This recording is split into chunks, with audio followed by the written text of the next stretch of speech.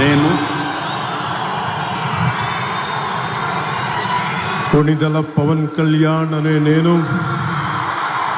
శాసనం ద్వారా నిర్మితమైన భారత రాజ్యాంగం పట్ల నిజమైన విశ్వాసం, విధేయత చూపుతానని, భారతదేశ సార్వభౌమాధికారాన్ని, సమగ్రతని కాపాడుతానని,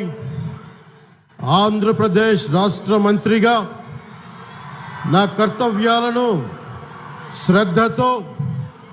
అంతఃకరణ శుద్ధితో నిర్వహిస్తానని, భయం కానీ, పక్షపాతం కానీ, రాగద్వేషాలు కానీ లేకుండా రాజ్యాంగాన్ని,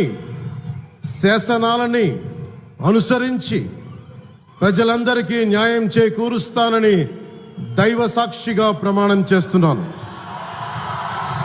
నేను కొణిదెల పవన్ కళ్యాణ్ అనే నేను